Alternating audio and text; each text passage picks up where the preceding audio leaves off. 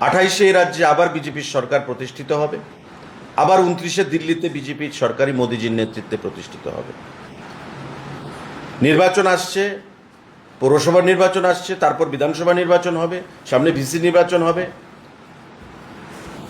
কোনো অবস্থাতেই বিরোধীরা, এ রাজ্যের মানুষ বিরোধীদেরকে প্রত্যাখ্যান করেছে, বর্জন করেছে।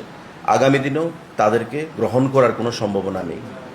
ভারতীয় জনতা পার্টি অনেক ঘাত প্রতিঘাত, আমি আমার আলোচনায় বলেছি যে কংগ্রেসের ডাবল স্ট্যান্ডার্ড, দিল্লিতে দোস্তি ত্রিপুরায় কুস্তি, পশ্চিমবাংলায় দোস্তি ত্রিপুরায় কুস্তি, সমস্ত ইতিহাসকে নির্লজ্জভাবে ভুলে গিয়ে, সমস্ত শহীদ পরিবারদের যে অবদান সেগুলোকে ভুলে গিয়ে কমিউনিস্ট পার্টির সঙ্গে কংগ্রেস আতাত করেছে। ত্রিপুরার মানুষ বুঝে গেছিল যে সিপিআইএমকে পরাজিত করতে গেলে যারা প্রকৃত বাম বিরোধী মানুষ তারা কংগ্রেসে থেকে আর পারবে না, তাই বিজেপিকে গ্রহণ করেছে। সরকার প্রতিষ্ঠিত হয়েছে মোদিজি নেতৃত্বে, অমিত শাহর নেতৃত্বে সরকার প্রতিষ্ঠিত হয়েছে। বিজেপি আমাদেরকে মুক্ত করেছে ত্রিপুরার পরিবর্তনকামী মানুষকে।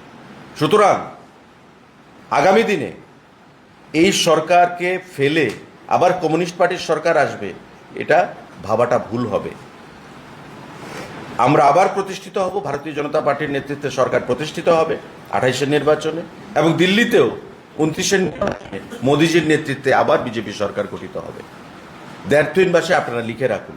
সুতরাং আন্দোলন, গণ আন্দোলন, মানিক সরকার গতকালকে বলেছে আন্দোলন আরও তেজি হবে কেন্দ্রে এবং রাজ্যে, কারণ নির্বাচন তো আসছে, তেজি তো হবেই, এটা expected. We are ready to face the opposition under any circumstances. BJP government will be formed again in Tripura as well as in Delhi in 2028 and 2029. There is no iota of doubt. ধন্যবাদ সবাইকে। Thank you.